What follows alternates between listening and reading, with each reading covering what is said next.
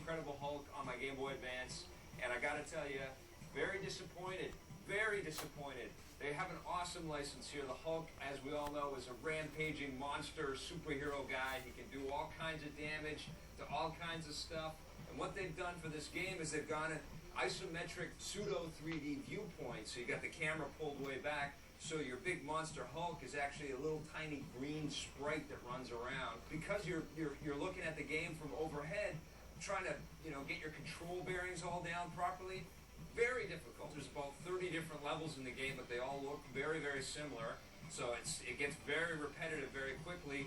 The bad guys have terrible AI, too. They just stand around. There's really no challenge there, except that they just pop out of thin air, and they keep coming at you. Don't you love bad guys like that in video games? One thing I really did enjoy were the cutscenes in the game. They actually use like comic book panels, and they have all of this really cool stylistic comic book art that looks like it's been torn from pages from comics that are 20 years old or something. That stuff is really nice. The music and the audio effects in the game are very, very subpar. This, they tried to do something cool by giving you a multiplayer game in there where you can play as different colored Hulks and go battling against each other. And there are a bunch of different sort of moves that you've got. You can charge into bad guys, and a big super smash kind of graphic will pop up, sort of comic book style. That stuff's all kind of nice. It's just that this game could have been so much more. The Incredible Hulk gets an incredibly non-hulking 4.5.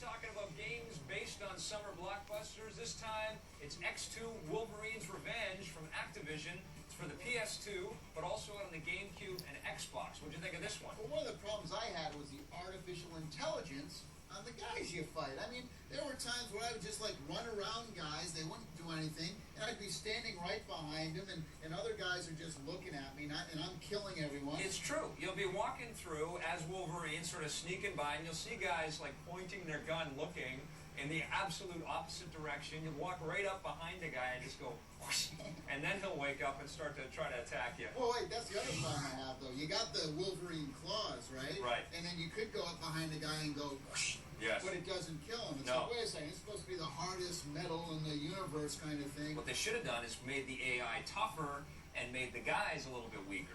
Now, did the animation on Wolverine seem a bit stiff to you? Or Yeah. clunky? What was going on? Well, it's definitely not a state-of-the-art looking video game at all. The characters all look a little bit too blocky for my liking.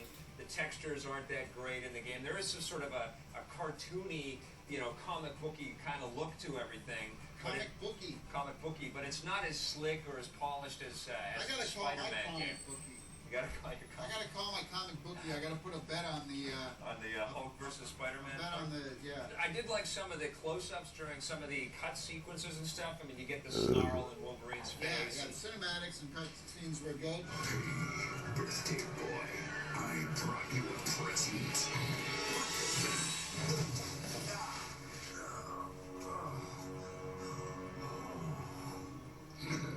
Sorry, I didn't get time to gift wrap it.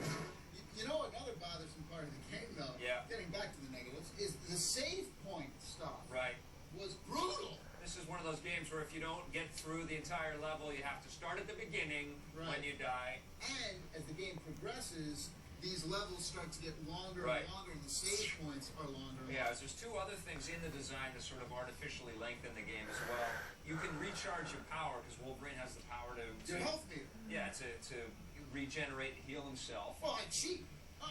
It's not called cheating. I take advantage of the system, Yeah. as they would say. So, Yes. for example, if I beat up a guy and my health gets low, I just sit there and wait. Yeah. I sit there for 100%, then I take out the next guy, then you stop, you wait till your bar goes up, Yep. come around the corner, get the next guy. It's not fun stop. watching this guy play, let me tell you. The other thing that slows down the pace, too, is you have stealth moments where Wolverine starts sort of walking a little bit slower. You can see heat on Yeah, the heat footsteps. all over the place. You have these finishing moves as well that you can collect throughout the game. Right. I didn't actually like the physical sort of tactile response in the fighting either. I thought that there was a little bit of hesitation on every button press. It's just not as fun to fight as it should be in a Wolverine game. I really like the fact that they got Mark Hamill and Patrick Stewart to do the original voiceover. I was for this happy to game. see Patrick Stewart. He's from the movie, obviously. He's playing Professor X. That's cool. Another great thing. Mark Hamill as Wolverine.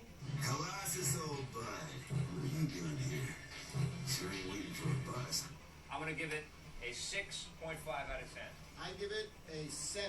On the positive side, you get original voice acting by Patrick Stewart and Mark Hamill, and some of the finishing moves are really cool. On the negative side, the fighting in this Wolverine game just isn't as tactile and satisfying as you want it to be. The AI on the bad guys is ridiculous, and overall the game just looks really bland, especially when you compare it to Spider-Man. Say you are Wolverine and you want to play your PlayStation 2 games, but your claws keep cutting the cord on your PlayStation 2 controller.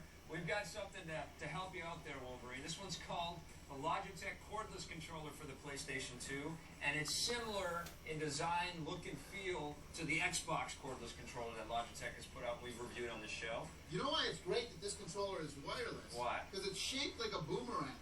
So if you're playing and you get really mad, you go, boom, and then you can still play. You definitely are going to feel the quality in this thing. It's also very ruggedly designed, so when you are using it as a boomerang, you're not going to have to worry about it hitting the walls.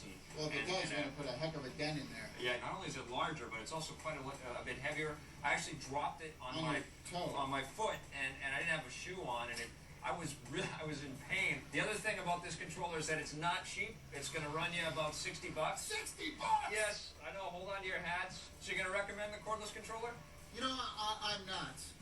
Okay. So there. I want them to make a PlayStation 2 controller wireless that's exactly like the PlayStation 2 controller. Performance is excellent, but I can't recommend this one either. Stop trying to reinvent the wheel. Give us what we want. On the positive side, the performance of the Logitech cordless controller is excellent. You can be playing games from miles away. The button layout is great, and the feel of the controller is very sturdy and tough. It's going to take some abuse, and it'll work really well as a boomerang.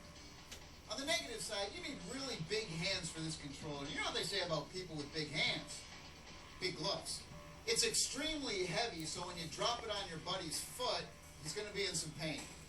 Stick around. We're going to be right back with a look at the new Hulk game. Don't make him angry.